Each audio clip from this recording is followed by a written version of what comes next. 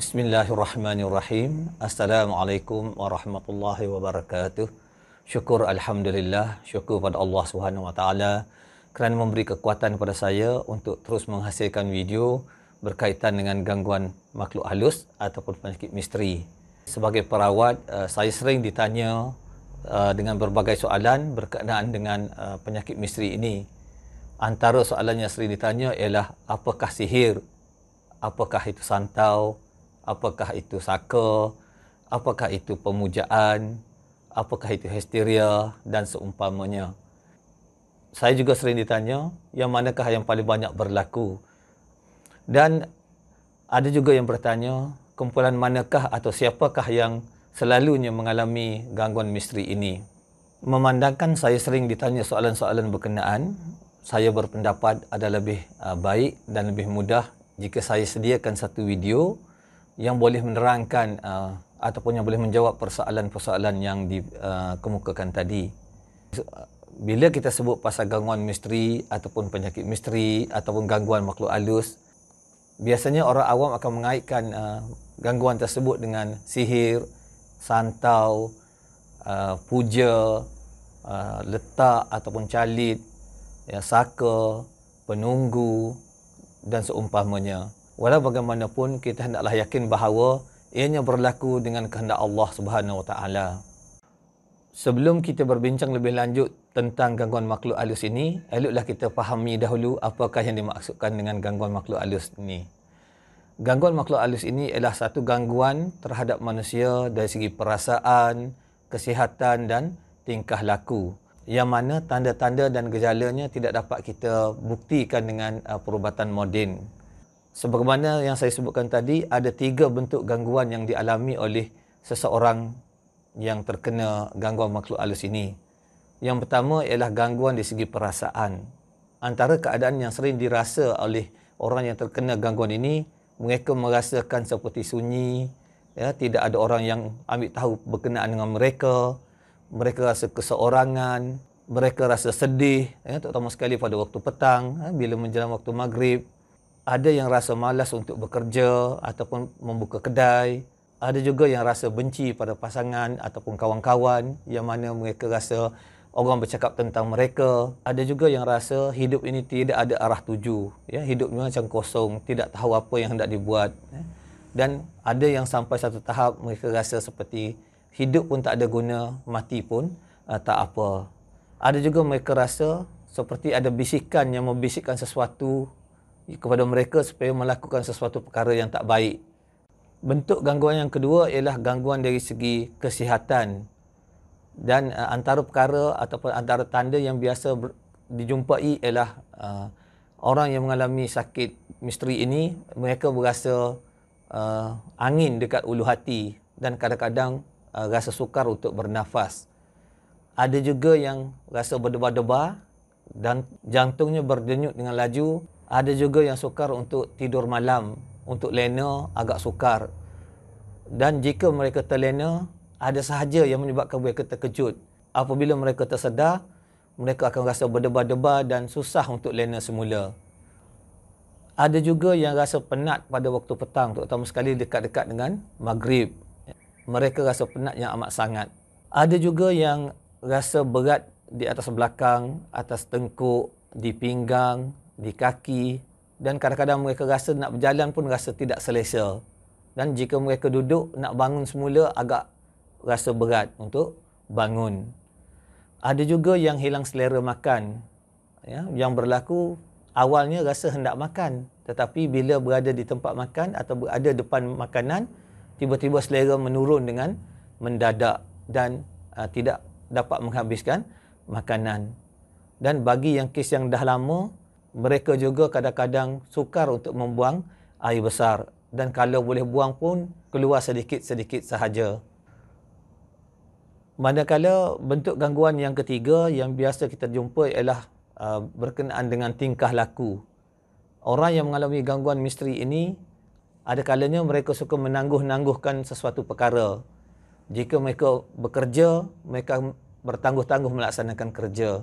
Jika mereka seorang pelajar, mereka menangguh-nangguhkan aktiviti pembelajaran, sama ada menyiapkan assignment ataupun membuat rujukan. Dan ada juga kalanya mereka menangguh-nangguhkan untuk solat. Dan jika mereka solat, kadang-kadang mereka lupa berapa rakaat.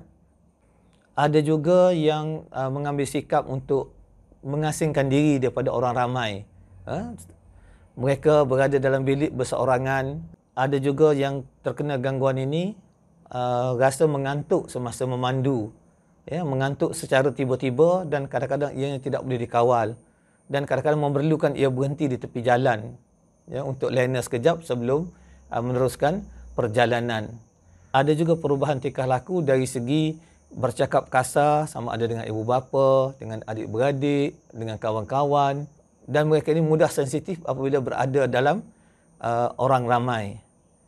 Dan ada juga yang rasa tidak selesa untuk menghadiri majlis-majlis seperti majlis kenduri atau seumpamanya, kerana mereka rasa orang ramai ini akan menyebabkan mereka merasa rimas.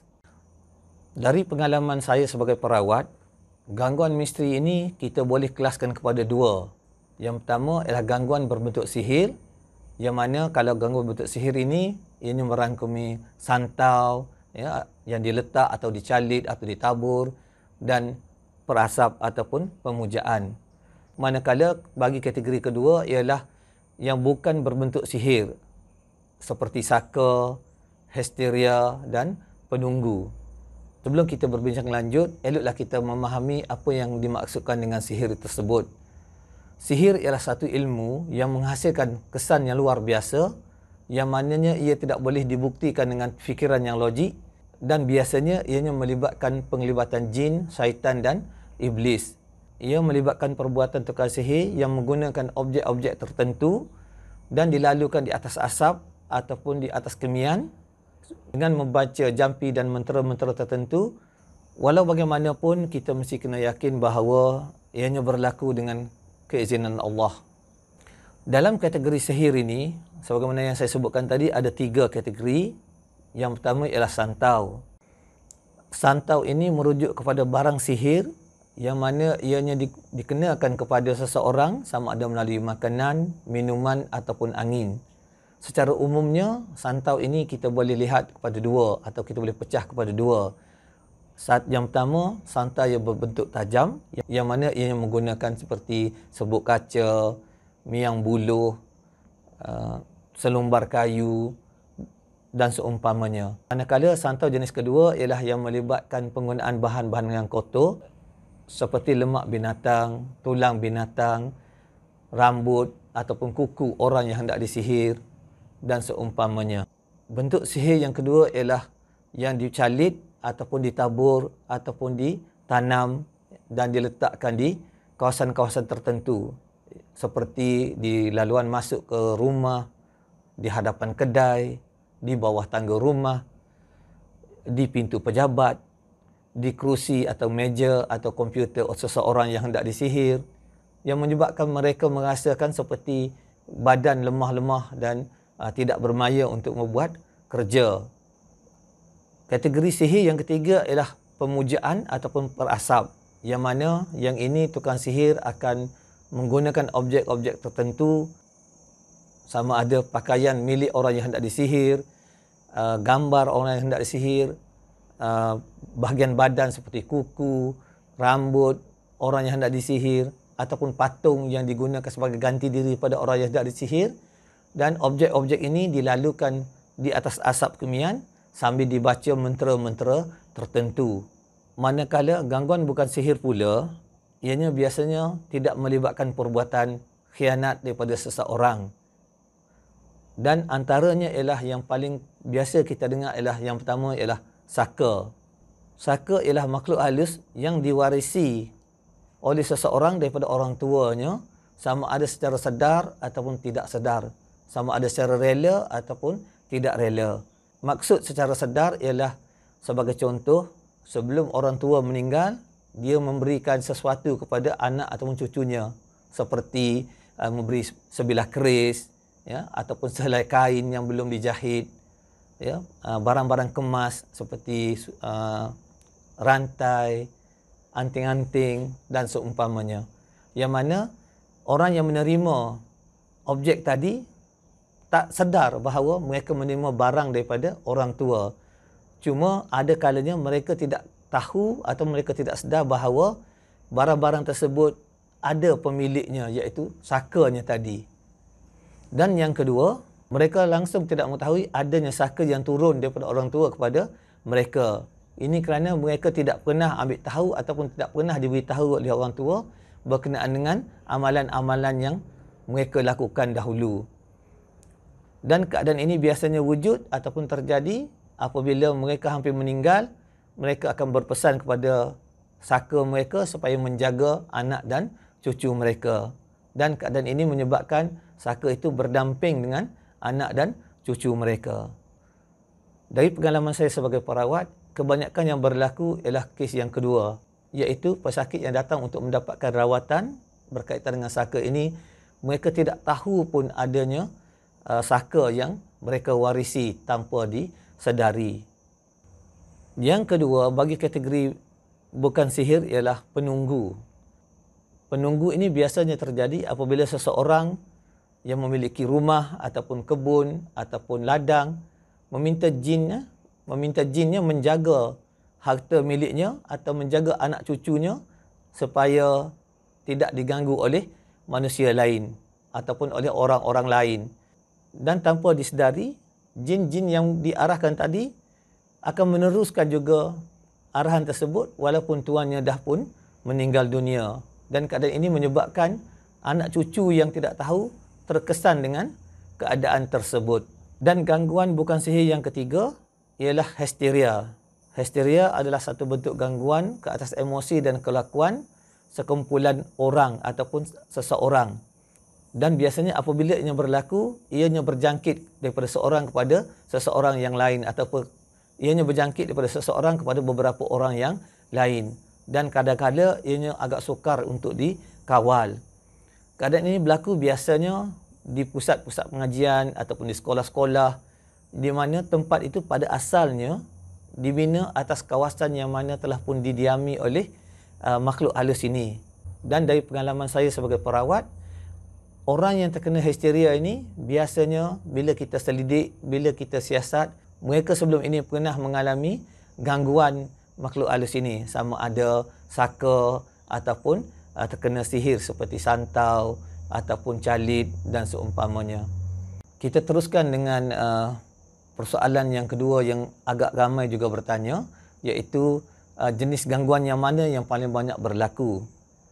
Dan untuk menjawab persoalan ini, saya telah sediakan statistik berdasarkan pesakit-pesakit yang datang berubat di Pusat Rawatan An'am. Statistik ini dikumpul berdasarkan kepada 300 orang pesakit. Daripada 300 orang pesakit, kita dapati yang pertama yang paling banyak berlaku ialah santau, iaitu sebanyak 230 kes ataupun 77%. Yang kedua ialah saka, iaitu 137 kes ataupun 46%. Yang ketiga ialah jenis letak, tuju ataupun calit ataupun tabur, iaitu melibatkan 122 kes ataupun 40%. Yang keempat ialah penunggu ataupun yang berada di satu tempat, yang mana melibatkan 30 kes ataupun 10%. Yang kelima ialah pemujaan ataupun perasap, melibatkan 14 kes ataupun 5%. Dan histeria hanya ada satu kes. Walau bagaimanapun perlu saya jelaskan bahawa jika kita lihat pada kes tadi, jumlahnya ialah sebanyak 533 kes daripada 300 pesakit yang datang berubat. Ini kerana ada dalam kalangan pesakit yang mengalami sakit lebih daripada satu gangguan. Ini dapat dilihat dalam carta bilangan jenis gangguan bagi seseorang pesakit. Dan daripada carta tersebut kita dapati bahawa pesakit yang mengalami satu jenis gangguan ialah 47%, pesakit yang mengalami dua jenis gangguan 35%, pesakit yang alami 3 jenis gangguan 12%, pesakit yang alami 4 jenis gangguan 5%, dan ada juga pesakit yang alami 5 jenis gangguan hanya 1%. Dan dari pengalaman saya sebagai perawat, bilangan gangguan ini berbeza antara seorang pesakit dengan pesakit kerana ada kalanya seseorang pesakit itu telah disihir dalam 2 ataupun 3 bentuk sihir yang berbeza. Dan dari pengalaman saya juga, apabila pesakit ini telah terkena sihir, ianya juga kadang-kadang akan mendorong saka untuk menjadi lebih aktif.